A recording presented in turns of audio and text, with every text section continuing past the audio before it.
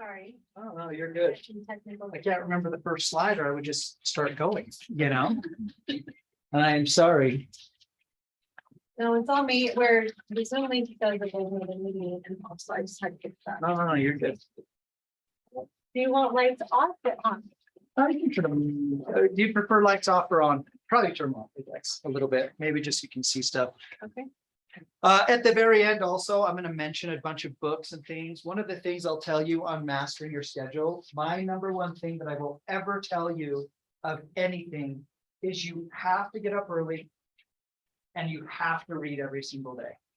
Read 10 pages minimum every single day. If you read 10 pages a day, you'll finish at least 300 pages a month. And then you'll also read a book. With my kids, for my daughter that's 14, for her to have her cell phone, she has to read a book a month. And she has to give me a report. And the only reason that I tell you that it's so important is because I just know that when you grow and you read, not only does it make you think, but it also makes you strategize in a different way. Now it's like really It's getting bright. can you see? Oh, it's brightening up. Okay, cool. Here's some quick numbers that I just want you to be very aware of. Okay. Right now, this is our statistics of Utah NAR membership. And so in the month of between July and August, it went down 3.4%. And so what I believe that we're going to keep seeing is we're going to see less and less agents that are going to be in our market. Here's as far as information on income, some of the things I just want you to consider. Is this, oh yes, this has a little thing on it. That's great. I just think it's really interesting when we look at our market, because I'm going to tell you, I started out just like you, brand new in the business. And the only thing that I knew is that the best advice, I graduated from the University of Utah. I legitimately was walking to my last test.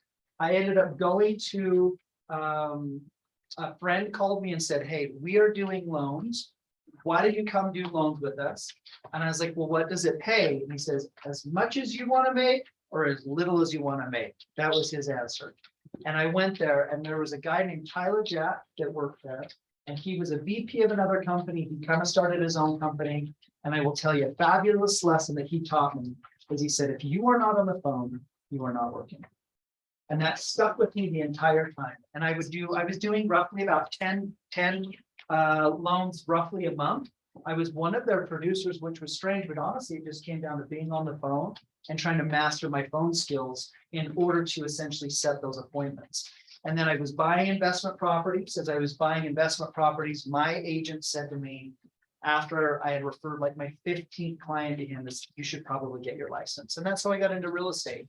And that first month, and I think I got in 2005, and between it was, and I remember me and Dave Stokel were in real estate school together. And that summer I got my license. My first closing was $116,000 home on Garden Avenue. And that property was closed in August, and I closed 9 transactions between that summer and the end of the year, right? And I'm going to tell you, all it was literally all I did all day long to close those 9 deals is I was on the phone. But I will tell you, I could have done things different, and that's what I want to go over. Okay. All right. 59% of realtors have 2 years less of experience of making 10,000. 87% are failing within the first 5 years. And the largest threats to a new agent are low income, prospecting skills, and motivation. If you take 100 agents, you're going to find that there are people that are going to, whether I said this, I remember I was talking to the past owner of Stringham, and I remember saying, he said, if you could move to another market, what would you do? And I told him I would lock myself in a room, I would call all day long, and I would set an appointment. And as soon as I had somebody I could hire as an assistant, I would have them take everything from me, so that I focused on my 4 things that I could focus on, which is prospect, lead follow-up, attend appointments, and negotiate.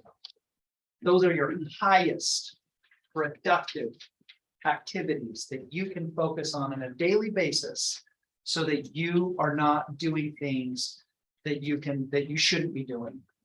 When you can make $200, $300, $500 an hour activity. It does not make sense to do $10, $20, $30 activities. Doesn't make sense to go drop off a lockbox when you can spend $20 to have somebody do it for you, because for that hour, you could be on the phone and set another appointment. And we don't think about things that way. When you go to show a house, you bring all of your business cards with you. So as soon as you're done with the showing, you knock the doors in the front, you knock the doors on the side, because you're already out there. So why not prospect while you're already out on the property? When you're out at the store and you make yourself a $5 name tag, it's okay when somebody looks at it to say, hey, how you doing? And you can talk to them. And I'm going to tell you, that is just how business happens. This I had gone to, does anybody remember who Brent Gove is? Brent Gove had a big system called the open house system. Anyway, I heard him speak and he said these three things and I thought, man, it almost was a little bit depressing. But then I thought about it more and I thought, man, what a true statement. Because you know what? Life isn't fair. Things do happen to us. We aren't entitled to anything. I ended up going to my daughter and she said to me, she's like, well, Dad, she's like, everybody has a phone. And I'm like, I don't care. It doesn't really matter. You're entitled to nothing, but I will tell you this, you can earn the opportunity to have your phone. And here's the conditions. And then no one's going to come and rescue you. We are on our own. There's going to be people that you can seek out, you can go after, but in the end, it is just you. One of these songs I put on is sometimes when I'm listening, it's called You Versus You, because it's a game that we're always playing. This is my dad. And I wanted to show you a couple things. This is my boy right here. And one of the things, so my dad's 80 years old, and I went to his house a couple weeks ago. And I walked out and I said, what are you doing? And he's like, well, I'm laying block, And I said, why are you laying block? And he said, oh, there's a couple things. And he was like, there's a couple of these things up here that are coming apart. So I kind of tore them off and I put them on. And what I'm going to show you is this is the house that I grew up on in West Jordan. And so that block wall runs all the way right here, all the way there. You can't really see it there.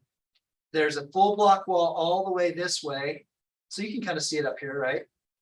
And then he did the entire garage all block. And that's about a 4-car garage that he did. And so I remember as a kid sitting on this scaffold like this, sitting on right here on a ledge and just watching him lay block all day, all summer, sweating for 2 years as he laid that block, right? Because as the season kind of ended, he'd end up kind of finished up the following season. And I was sitting there talking to him, and we were sitting there, and he said, when I was laying this block, because I remember just looking at that wall, just saying, how am I going to finish this thing? And I think that's how we feel sometimes, because all that work and everything that he did was brick by brick to finish the whole thing. So everything that we ever do, it's going to start one day at a time. Don Baptist was a guy that I sought out in St. George. He recently passed away. He was a great mentor to me. When I called him up, he was a successful guy, retired early, owned a real estate investment trust. I called him up and I said, hey, I'm looking to do real estate investments, different things. And he said, I'm like a dusty book on the shelf. I've been waiting for somebody to call. And one of the things that he said to me in all these years of just having conversations with him and so forth, is he says, Justin, he said, it's not what you do this year. It's not what you do in a month, and it's not what you do in a week. He said, it's what you do every single day. He goes, because that's what's going to make the difference between being ultra successful in life and not accomplishing things that you want to accomplish. And he related that to everything, not just to business. He related it to the things you do with your family, the things you do with your kids, the things you do in your business. And those are the things that were not only important to him, but they were important to me. In the last recession, 17%, there was a 17% increase in the number of actual millionaires in the market. What's interesting is these are the things that they actually did to actually end up becoming better. Does anybody feel like, who feels like we're in a recession? Who doesn't feel like we're in a recession? Honestly, I hear the word, when I hear the word, it almost, to me, has a negative connotation. But when you look at it from an economic standpoint, it's basically just a slowdown in spending. Is anybody having maybe a feel where they're maybe having a slowdown in their spending? Who is? Right? I mean, there's different things, right? Like, I'm just trying to think of like, when I went to the gas station, I used the full 30 cents, you know, full 30-cent discount at my Smith's card, not just the 10 cents, you know? When my kid wants a drink, I'm like, hey, you know, why don't you just get water this time? You know, I mean, there's little things that sometimes we do, but sometimes it's just a little bit of a slowdown. So I don't want you to think things, I think the market is actually really fantastic. I will tell you that we're busier than we were last year, but there's a few reasons why. I don't want you to be afraid, but I do want you to be afraid if you feel like your skills are not up to par. If you don't have the disciplines and the daily ability to make sure that you're doing business building activities, or the discipline to make sure that you're doing those things every single day. This is not from me, this is from a gentleman named Haas Pratt. What Haas Pratt's story is this: had a lawnmowing business, moved to Texas, knew nobody, didn't close any deals.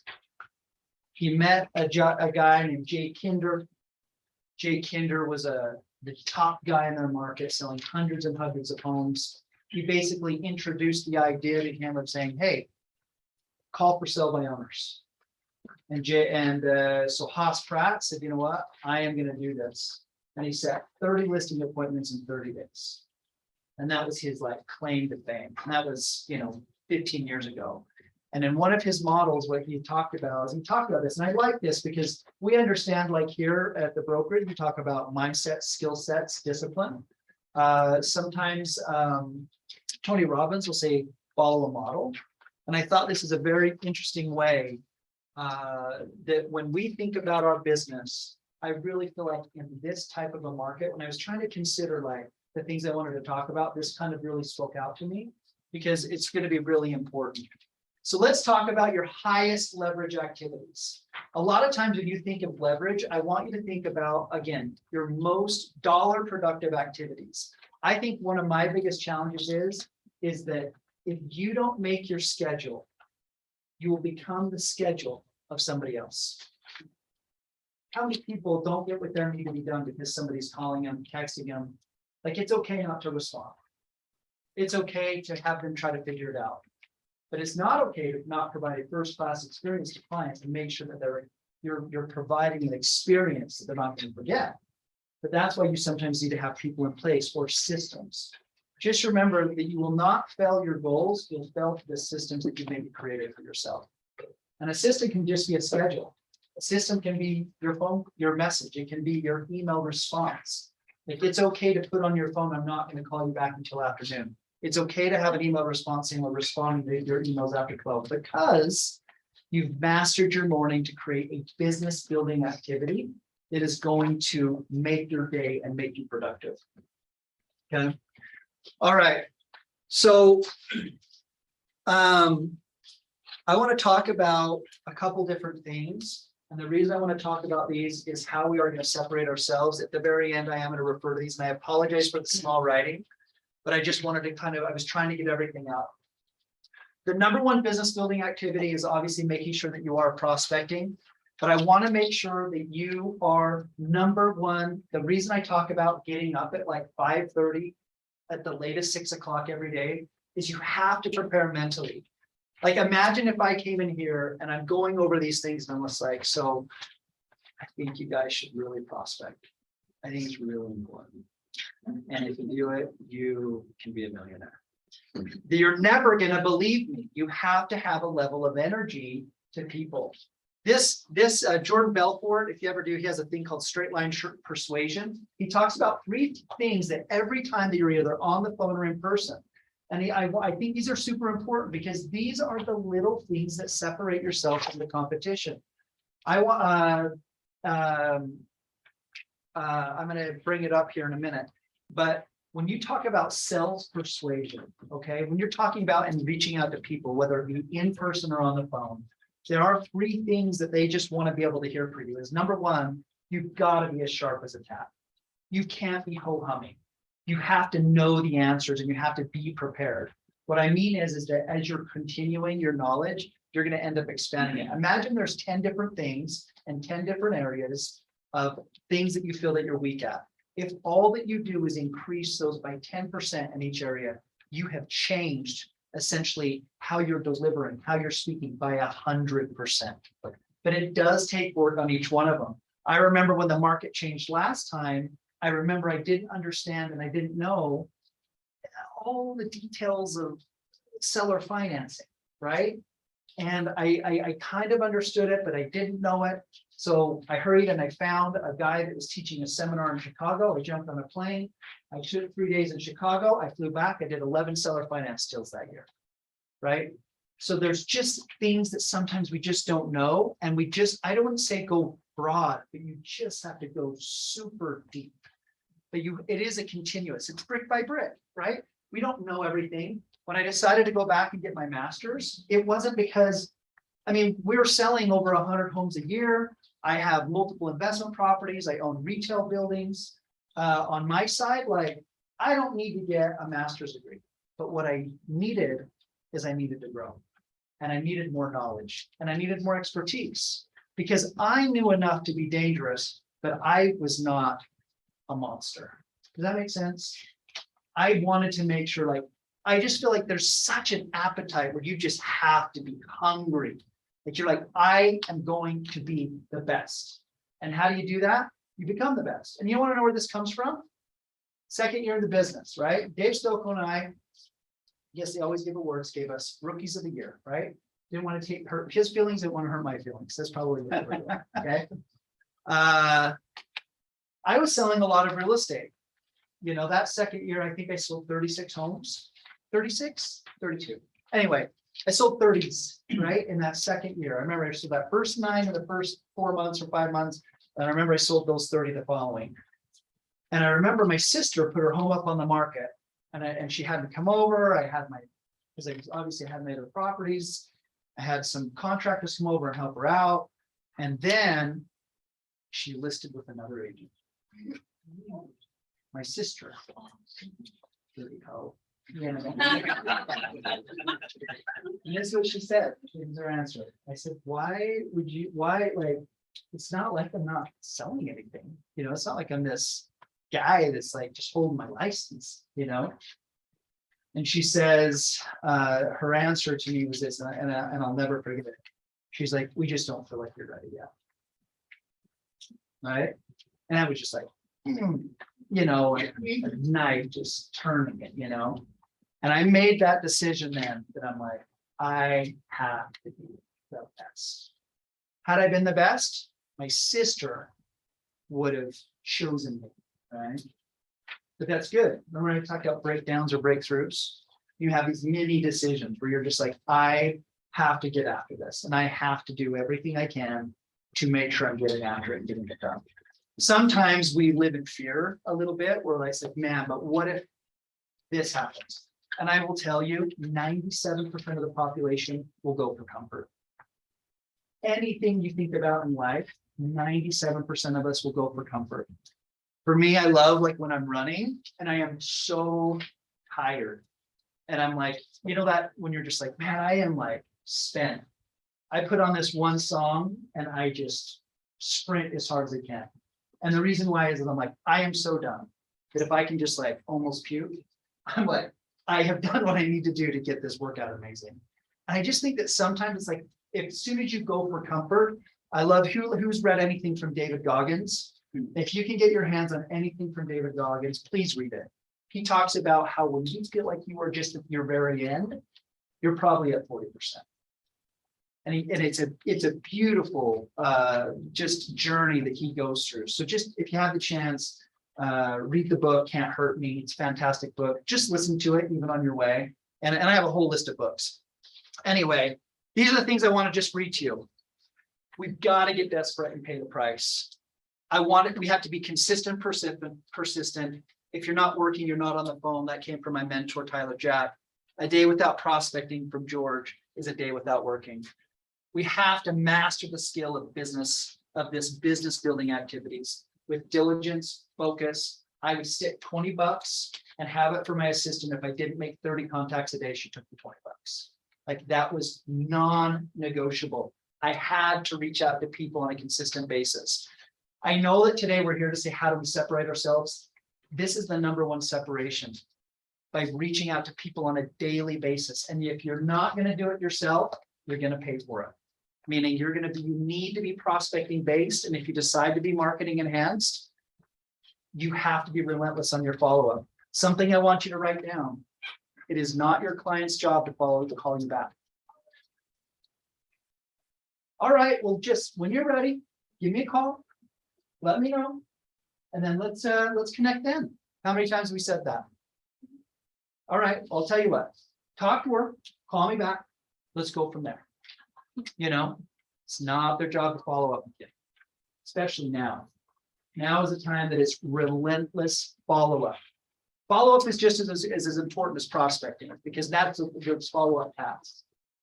I kind of talk about this. There's a great book, Miracle Morning. If you haven't read Miracle Morning, please read it. Fantastic book. I will tell you that the moment you start waking up early, and you start, even if you're not working out and you're just going for a walk, I will tell you, like, that moment of clarity will just give you moments of just like, man, I should call this person, I should do this thing.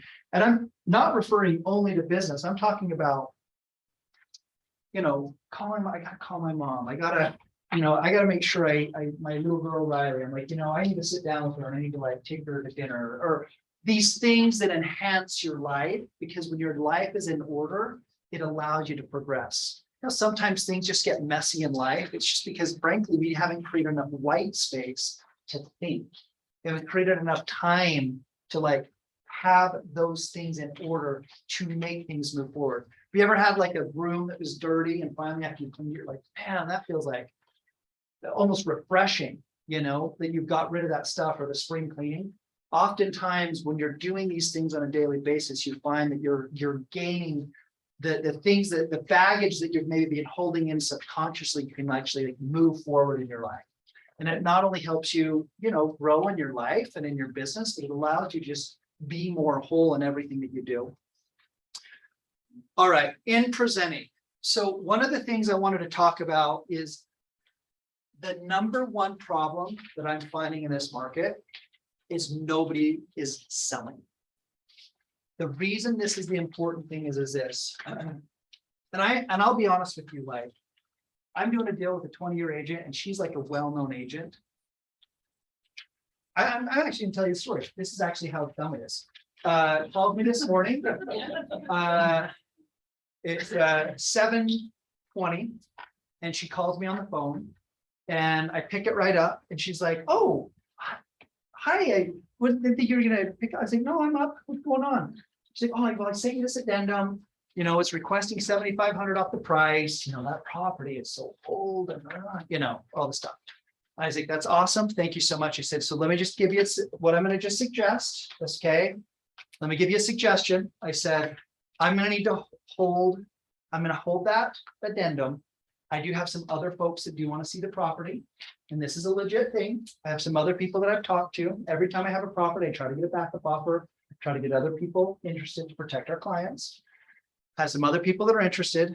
What I need to do is I want to get these folks through, see how serious they are, and then we'll allow us to. So I would just suggest let your clients know that response time in 2 hours. Probably just isn't going to work, but let me just find that out. Oh, what do you mean? I thought we were under contract, well, I was like, no, we are under contract. I just have other people that are interested. And so I'm just going to make sure we get them through. Well, I mean, what's the owner going to say? And I was like, well, the owner's going to, after I present it to him, I'm going to tell him that I have the other folks. I'm going to get them through, then we'll respond. So in that moment, that is the moment of, right? Does she lean in and say, So she said, you know, there's 100,000 non-refundable at 5 o'clock today, right? I think, no, I know that. I said, but that's why we have the due diligence deadline. Now that is the moment. There's two things that could have happened, right? She could have said, Justin, my clients are super worried about this. We have 100,000 going non-refundable. We'll close by Friday if we can get through this, but this is really important to them. And I'll be honest with you, it's a full price offer and it's cash. So if we can't get this done, honestly, we may end up backing out. So rather than hoping and praying your people get through, this is a done deal. And it's only $7,500 and a $1.4 million property. That's what she could have said. Instead, what she says is, I mean, if we need to retract this, Justin, I mean, let's just retract it then. I mean, if this is going to cause problems. And I'm like, okay, well, I'll tell you what, let me present it. And let's just go ahead and I'll look at it. I'll talk it over. And if it makes sense, we could accept it. If it doesn't, we'll counter. And if he rejects it, then we'll kind of know why. So let's go ahead and do that. Legit, that's $7,500. Why in the world would I ever go through and drop it $7,500 when literally her sales skills were so low, she couldn't even fight for a client? It's the same thing when people are showing homes, negotiating deals, closing transactions. Like her clients never going to know that. But they are going to know is I just rejected the addendum, you know? And so I am finding the people that are getting our deals under contract, they're truly salespeople. And that when I say sales, I want you to think of the following. Sometimes people have a different connotation with the word sales. Sales is simply the ability to help people get to where they want to go with their best interest in mind and doing it with urgency. That's all that sales is. It's really helping and understanding people's deepest desires and overcoming the objections so you can get there faster so they actually don't lose out on opportunities. And if we do it in that direction, in that way, it makes a master difference. The one in separating yourself while you're talking to people, we have to make sure one of the things that I would do is I had 10 pennies that I would keep because I was always talking. And I'm like, dude, I'm like shutting people out. Like I was so used to being on the phone. What I did was when I was in college, I worked for American Express because they had a 90% tuition reimbursement program. So when I graduated from school, I had no debt. I effing hated that job, but had amazing customer service skills. They talked about first-class customer service to your clients at all times. And 3, like they allowed you to elaborate and talk about things at a deep level so that the client was 100% satisfied. Okay. The bad thing is you got in the habit of like being on the phone for a long time. And what I'll tell you is that the number one thing I had to do is drop 10 pennies on the desk. And I just forced myself that I'd ask a question and I'd move a penny.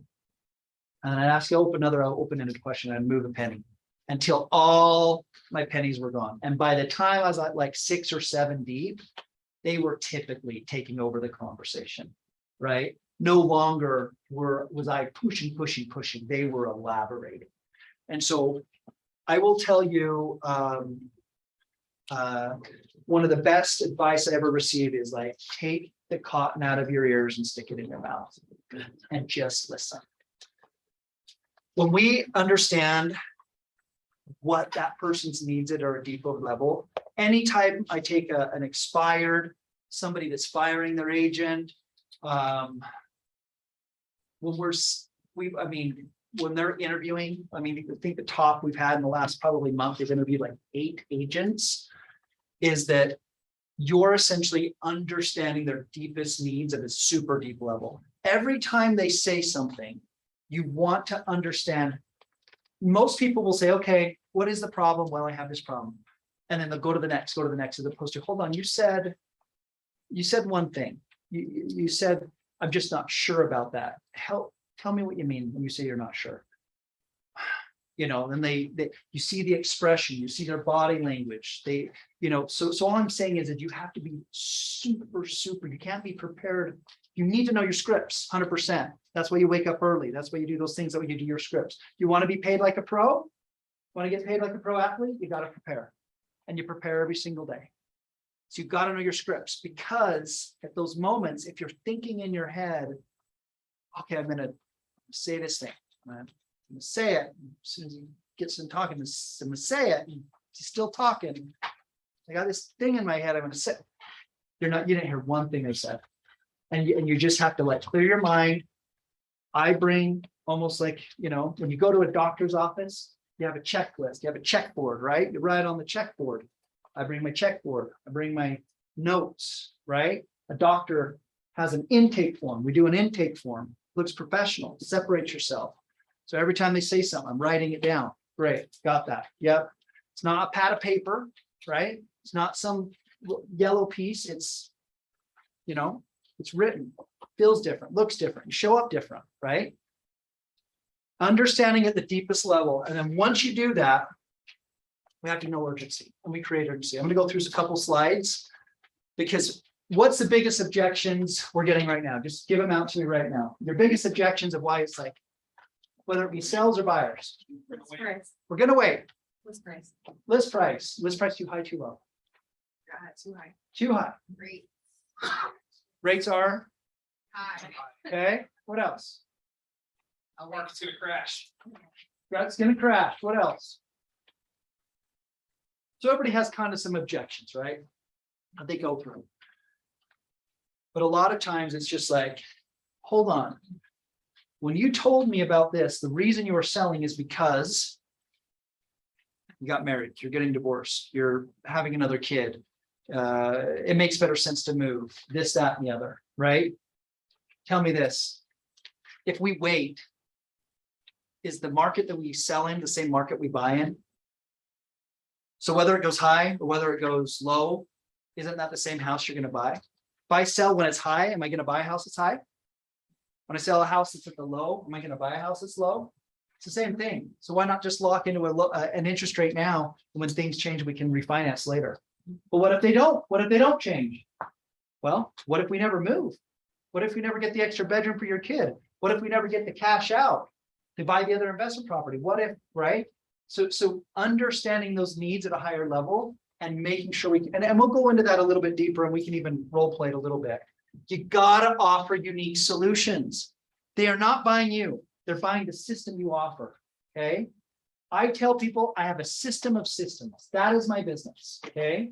My system of systems is to make sure that you, not only did I bring the most activity to your property, net you 4% more, and also sell in half the time, but I'm going to make sure you have a first-class experience doing it. And I've done that, and I say, and they're like, well, how do you know those numbers? And I'm like, because I base it on the market research and the numbers on the multiple listing service. If you base it on the average age of the market, we're selling our homes for more money and in half the time. That's it. Now, the marketing strategy is simple, okay? It's following a systematic process. Aaron, you called me on, what was the thing you're doing? I walked you through some stuff.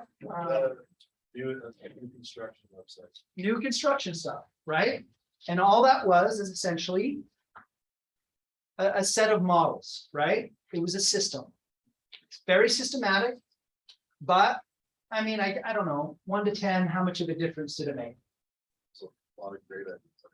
So the whole point was, it's just thinking through what is the problem that these people are having? How do we solve it? And what are the steps we need to take? Okay. Every person is unique. How many have, I had a client, we just sold their property. Okay. House disaster. Dude cannot fix anything, like sick. It can't do any work. Okay. Also, really pissed off at the world. Okay. Client shows up, chain smoking again in the garage, whole house. Like, it's like what was that? What's that Snoopy character? Pigpen? Like, just walk around, it's a big puff of smoke. It's like, oh, that was the house, like just a big puff of smoke around the house. Okay. And client shows up at the property, garage doors up, smoking in the garage. And I'm like, oh, hey, hi, how are you? We're here to see your house. And he looks at him and goes, you. He shuts the garage.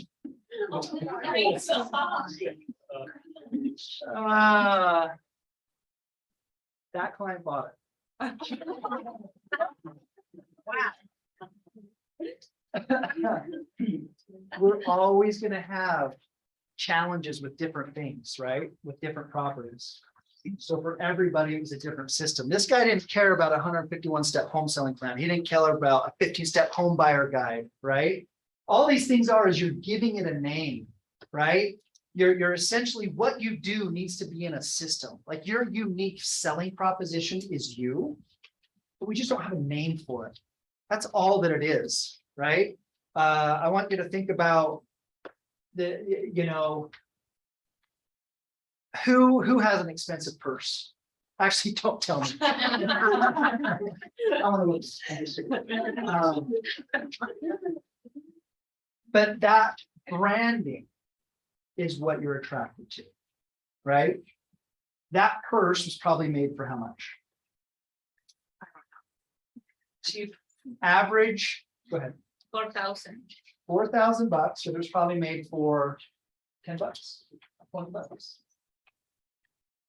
Usually, most high-end purses are made for low, but it's the feeling we get because of how they're branded, right? So anything you get your hands on branding, Dan Kennedy is a fantastic guy that talks about marketing. Alan Trout, or Trout and Reese, they did a ton of marketing books that you can read on. But anything you can read on marketing, I always just think it's really good to think of like how you create value.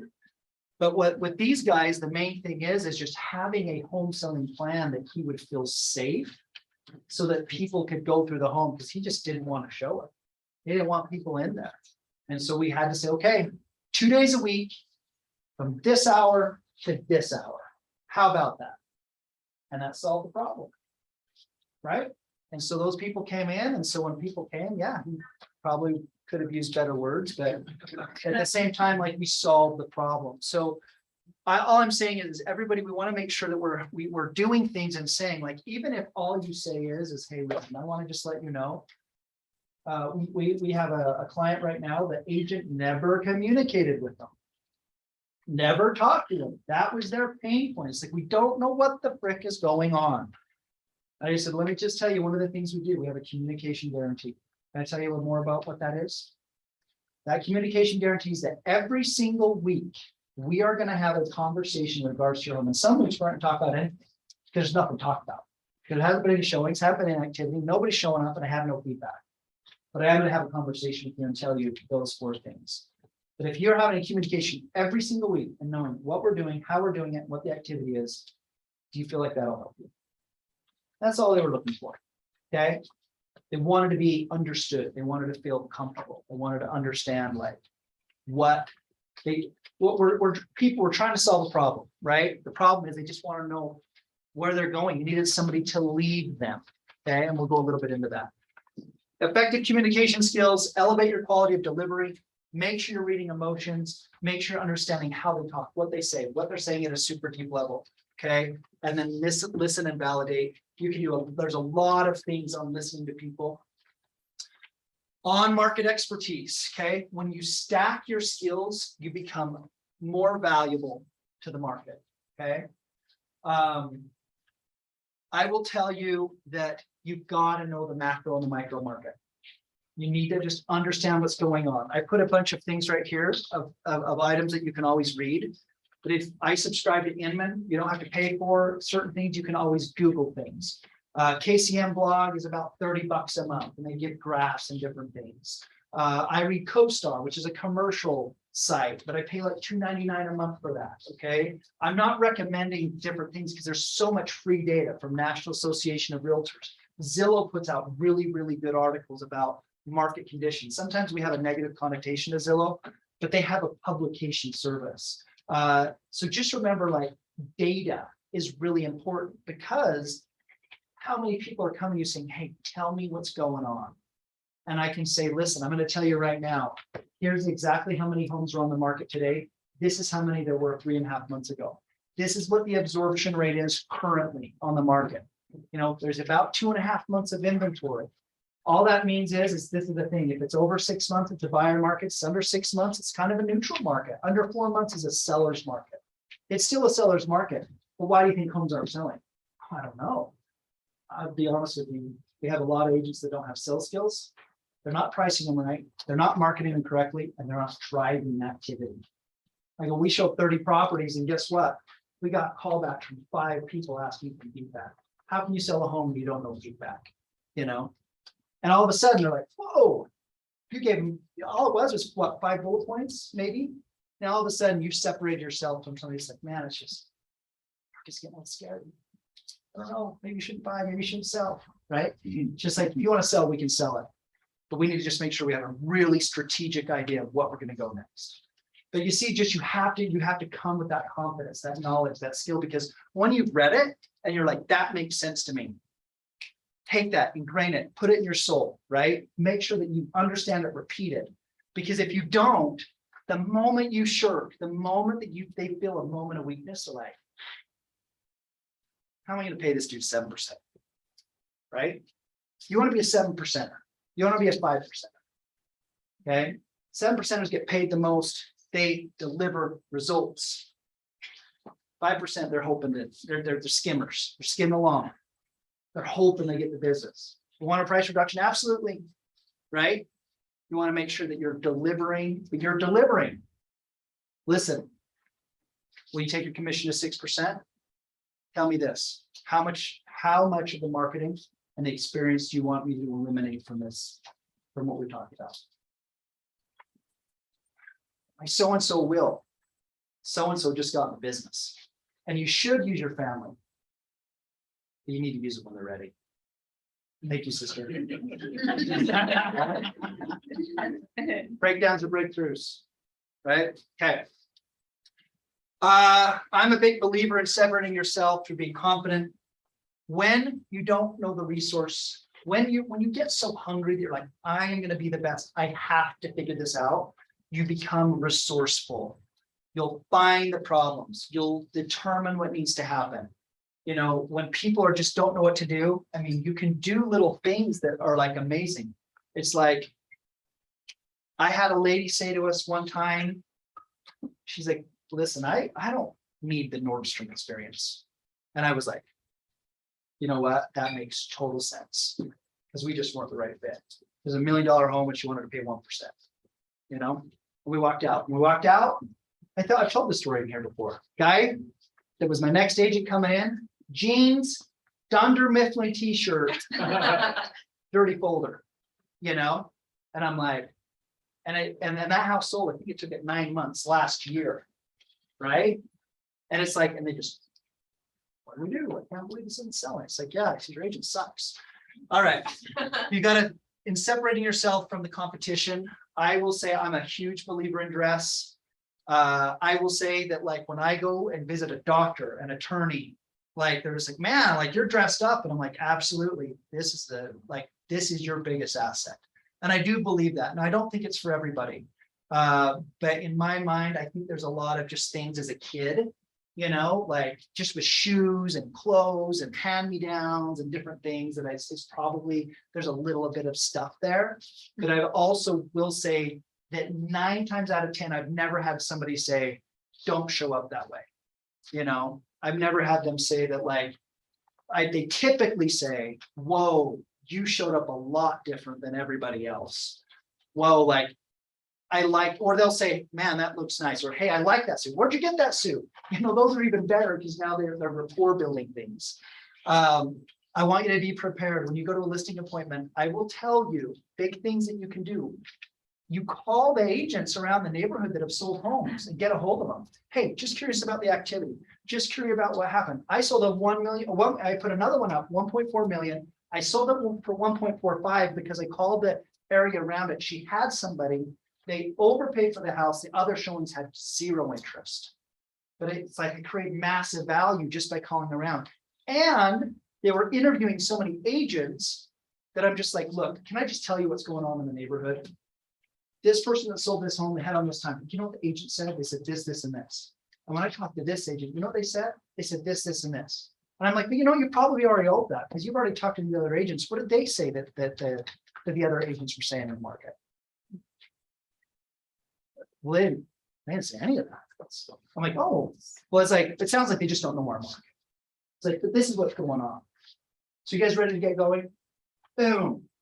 Right? full 6%, full 795, right? I didn't charge him 7%. That was me mentally, like, I'm not gonna charge this guy 7%, right? But it was a good deal. And all I'm saying is, it's just making sure you're prepared. When you have the buyer, we would always show up. I had a guy, we were buying a property, the dad, contractor, builder, super expert on physical structures, right? Sometimes they can be a little intimidating. And he's a big dude. I'm not like this big guy. And he goes, see, this house was a good deal. It's a good property. And we walked out, and I'm like, this is a good deal, make a good offer. And I promise you, like, this has some money in it, right? Of course, the dad, this isn't worth it. You're just trying to earn a commission. This is a joke. And I say, I want you to just look at these cells that I've prepared. These are things that have sold within the last 60 days. Here is the details. Just look at it and let me just show you. And here's a map of every one of them, where they're pinpointed. Here's where we are. Here, this one is like right here. See that house? That's this one right here. That one, see that down the road? Can't really see it. Sign, looks like the sign's down, but it's right there. And all of a sudden, I'm like, that one sold for 700, 680, 675 in the last 60 days, right? Like, this is 550. Like, this is best deal on the market. But what about this? It's like, well, as I call the agents. Let me tell you what that agent said.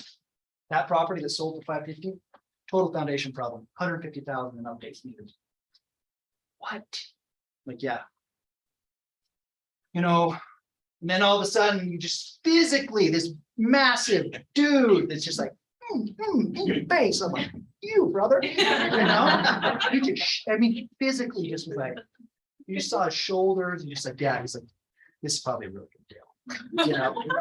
But it was all this, right? It's all in being prepared. Sometimes what happens is we just don't show up. We're just not prepared, right? We show up as amateurs because we got up late. We didn't do our stuff. We didn't get ready. And we're like, oh my gosh, I got an appointment in like 25 minutes. Is that paperwork done? Oh my gosh, I gotta do all the paperwork. As opposed to, hey, I got an appointment in 2 days. I got to spend an hour and I got to focus because this, do you ever notice that if you just get that one deal, almost all your problems are solved?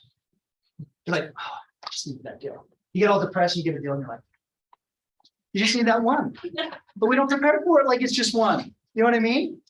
It's like, how many shots would you take if you were going to earn $1 million? If I told you you're going to a Jazz game or a hockey game and you're getting $1 million if you can shoot the puck in the thing, how many times would you practice hitting that puck somewhere? I don't even know where there's a hockey rink because I don't even play hockey. But I'm going to tell you, I would go to a hockey rink for days practicing if I could earn $1 million for like a 3-second shot. And that's what we do in our business. Sometimes you only got a 3-second shot, whether it be in an elevator, in person, how you look, how you feel, how you smell. You gotta be ready. Okay, we gotta finish up. In mortgage, in market expertise, again, being prepared, showing the data. All it is like, this is just a statistic, right? Hey guys, let me just tell you, our under contracts are down. This is from May. You can see that. Hey, look, there's 88% homes on the market, 7% increase in backups, and our under contracts are down. What does that tell you, folks? There's more hidden, there's more coming down. We gotta make probably an adjustment. I can't sell the market, but I can bring the market to you, right? The marketing works, but we are testing price. So why don't we make the change now and not wait for the market to change on us? Great. Took a listing from an agent. They had it listed at $875, $730 list price. Sell it, right? And again, that was the price. It wasn't mean it was undervalued. That was the price. 6 showings in a week, still no offers. But you can see the difference. No wonder they had no offers. Thanks, business school. That's why I can create that. There's 50 grand right there. That's all I can do. That's all I want. No, this helped us understand that, look, terms are just as valuable as price, folks. Would you rather have $1 million home at 1% or a $100,000 home at a 10% rate? Payment's the same. I'd rather take $1 million home at 1% because give $1 million home, right? But the payment is exactly the same, and sometimes people don't think that way. So you have to understand. An expert understands numbers, right? But even if you don't know the numbers, create the matrix. Hey, you know what? When rates were at, I can't really see this thing. When rates were at 3.25, Somebody's payment was 1958 at 450. Hey, now that they're what, 5.5, 5.5, where are they at? The mortgage people left. See, whatever it is. But it just, you can kind of start painting the picture. But this is the thing, when you show them data like this, they're like, I didn't really think of it that way. You've separated yourself. You've provided information and data that they're not maybe considering, right? You're being resourceful. You're making them think a different way. And that comes to kind of the next thing is now you're leading them. You're providing a level of influence, okay? I want you to think about when you go to a doctor, what does a doctor do? Okay? How do you feel? What's going on? Tell me a little bit more. They're really going deep. So when you eat this, does this happen? You know, how about this? Have sensitivity to this? How does this feel, right? Testing, probing, trying to find out really deep. He wants to make sure he's understanding at a deep level what's going on. Then he's going to end up saying, okay, I want to understand this is the pain. Then they come up with what? This is what they always say. Let me give you a recommendation. Let me tell you what the next steps are. I think these are the things that we need to do. This is the things that we've got to do next. Okay. It's not. I think we should list the price. Yes. I'm going to give you a recommendation. Okay. And you come up with a solution to take action. And when I'm telling you, when you do this, now all of a sudden, leading is influence. And the way there's a great book, I think it's Joseph Caldini. He talks about the 7 principles of persuasion. Really great book. Because my whole philosophy is not, you're not pushing people in a direction they don't want to go. This is all about customer service, providing a world-class experience for people. Because when you understand them, you'll provide them solutions. All these things do is help you understand the things that we're maybe not doing. It helps us understand like maybe where we're weak, where we just need to get better in our communication, in our interpersonal skills, in the way we speak. Tape record yourself. Tape record yourself in what you say and how you say it. I do it all the time and I'm like, oh my gosh, I'm like an idiot, right? But at the same time, it's like, okay, no, not so many uhs and buzz, you know, a little bit more confidence. Get to the point quicker, right? Give a sound bite of like, a sound bite meaning just like you're giving them something about you or whatever, but it's not about you, it's about the systems you provide, okay? And you create this essentially sense of urgency. But once you do this and you can give a recommendation, you do have to provide urgency. I'm going to just tell you, that's the biggest problem with this market. Nobody is providing them urgency. They're just letting the people decide that it's okay to sit when it really isn't maybe in their best interest. If they've got 10 million bucks cash, they don't got to move, and it just doesn't make sense. I mean, there's multiple listings and buyers who are like, it just, there's really from 1 to 10, where are you? And like, you really need to get there. Probably like 3. They're like, honestly, this isn't the market for you to be in. Like when we're an 8, we need to talk. So I don't want you to call me back when you're ready, because it's not the client's job to call you back. I'm going to call you back in 2 weeks. And I want to see if anything's changed. And if anything's changed, let's go into it. If not, that's okay too. In the meantime, do you want to make sure that you're up to date on what the market's doing and where things are going? Usually they'll say yes. Great. Well, what I'm going to do is I'm just going to make sure I stick you on my newsletter. I'm not going to stick you on my newsletter because that's not a differentiation. I have a market newsletter that gives all the data and information about what's happening on the market. And with your permission, I'm going to make sure you get it exclusively. And I'll make sure I get it mailed to you. Would that be okay? Okay, perfect. I had a lady that showed up to my office, and I talked to her 14 years ago, and she showed up with a folder, and there was about 30 newsletters in there. She's like, I'm ready to list my home. I couldn't remember her, right?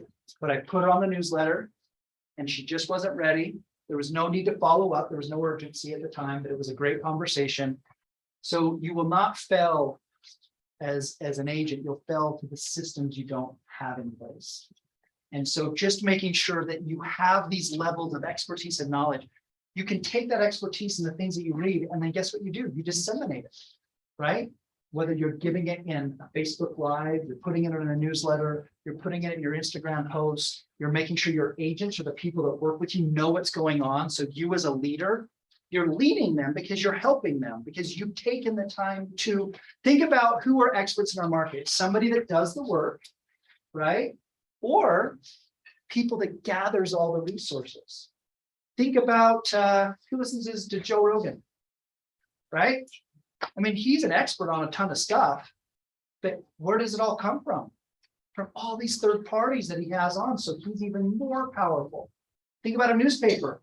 The Wall Street Journal themselves isn't amazing. It's the stories that they bring, you know? So just remember, you don't have to be the resource. You don't have to sell 100 homes a year. But I will tell you, that's the difference between me selling 9 homes in that first year to selling 97 on my own. And my team only sold 150 total.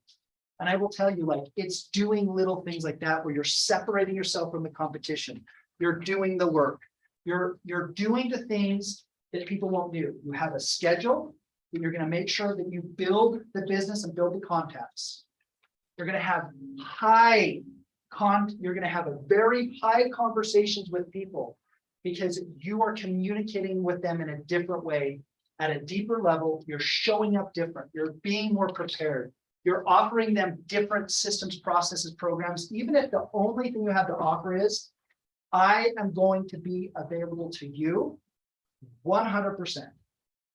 If it's you're going to call them every single day because that's your only deal, that might be your system. And that's okay, because the worst thing I will tell you, and I tell my other sister, my good sister, okay? She's like, tell the deep sister, okay? That's like the house drops on her. The good sister says, the good sister says, she gets so worried and mucked up in the details. And I'm like, Lisa, I'm like, stop it. Just do it. Just move forward. Just like let it rip. There is no reason to hold back. Now is your time. The market is more prone and ready for your leadership than ever before. Don't let anything hold you back. Go after people at a high level. If they tell you to go away, you're one step closer to the next. Great book, Fanatical Prospecting, Jeb Blau. Read it. It's fantastic. But just know, like, you just have to remember, like, it's like you have a treasure chest and you're just waiting to give it to the right person. Okay. If you're going to find out who you're going to identify, I do want you to make sure when you're differentiating yourself, if you're going to focus on a niche, if you want to be something where like, I am going to go after this area, just go super, super deep and become knowledgeable on it. Okay. For example, and again, there's a whole list, but it's like, I'm going to do for sale by owners, expires, short sales, for rents, probate, you know, all of these different little teeny tiny things, a specific neighborhood, farming. Just make sure that you get that so deep. So the moment you have that conversation, they're like, whoa. They're like, and it doesn't have to be a ton. It's 3 to 5 little things that people just, you need to know. For example, on that one deal, it was like I'm like getting all messed up. It's 1.35. That guy's a probate guy, right? In probate, having the issues, talking to different people, and it's just like, hey, I want to make sure you have these 5 things in order. You ready? Great. And then you start going through, hey, I want to make sure, has it gone through probate, right? And I'm talking about the trust. Great. You have all the paperwork available. The paperwork has to be provided to the title company. How are we going to handle the estate sale? If not, I've got 3 to 5 different companies for the estate that can essentially assist you. What if with the staging, as soon as it's cleaned out, I want to make sure, I want to get it staged, but I want to understand when I can get in. And then 5, one of the things we got to be aware of is we got to just make sure that on the paperwork, we're making sure that that's given out to the family correctly. Is it in the trust? You know? And it was just like, I mean, again, it's like, it makes sense, right? These are dumb little things, but it's like, these are the 5 things. Sometimes I'll just yell it out like, hey, there's 4 things we need to talk about. And I'm like, oh gosh, I got to come up with a 4th one, you know, because it's just, you don't know, but it's like boom, boom, boom, boom, boom, right? Because that's what an expert does. I had a lady call me yesterday about land law. And I was just like, okay, listen, this is a land law attorney. I'm not an attorney. You understand? But here's some 4 things I want you to think about. Boom, boom, boom, boom, boom, right? I was like, And now all of a sudden, it's just like she has this estate, she's trying to figure it out, but now because you just gave them those things. When you talk to somebody, the difference is they're gonna go to lunch, they're gonna go to dinner, they're gonna talk to a number of people. They have to remember, like, I mean, I like Susie, but man, she's kind of lazy. Like this guy, this lady, you know, the market doesn't care about your age. Market doesn't care about like you, right? As how young you are, how old we are, whatever. They care about what you'll deliver. And I will tell you this one thing. The market will discipline those that do not discipline themselves. And if you take it as deep and as far as you can and just go for it, I promise you, here's the other books. I promise you, like, you'll get more business than all of your peers, that your mindset is to win. And it can't be any more to win. It's like, I want you to just get really after it. Like, go caveman. I'm gonna open house. I'm gonna have that open house for 8 hours, and I'm gonna have it the next day. Because I don't care if 2 people show up, because one of those may be a buyer. I'm gonna make 100 contacts today, and I don't care if I pass out. How many saw Jonah, or what am I saying? Where they did 100, he set 20 appointments in a day. Alma, what am I saying? Alma. I mean, again, it was just like, I don't care what's gonna happen. I'm gonna set 20 freaking appointments today. His wife's dropping off, you know, Red Bulls and whatever the stuff outside of his door. And it's like, those are the things you gotta do. It's like, we get so easy. No days off. That's kind of our mantra right now. It's like, no days off. Every day's a work day.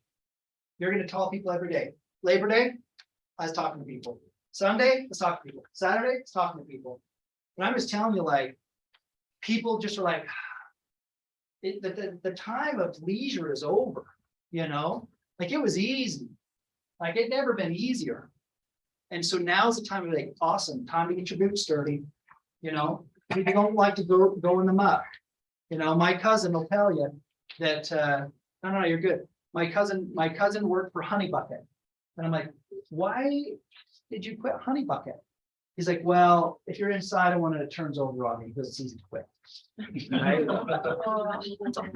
And I will tell you that people just, they don't like to get dirty. 97% will want easy.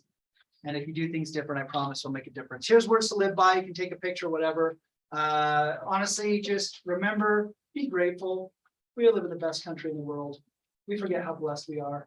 We don't have problems. We have amazing things that are in our lives. Our health, our being able to move around, see things. I think sometimes we get this thing with, oh, I'm here and I'm not there. Just, that's why I say is you got to take that moment in the morning to be grateful, have gratitude, because as soon as you have gratitude, then you can add to it. But it does take a moment. I get there all the time. You know, you see people doing different things. And just remember, like, you're lucky to have your family. You're lucky to have your friends. You're lucky to have your health. We are truly blessed. And anyway, bless you guys. Thanks. Thank you.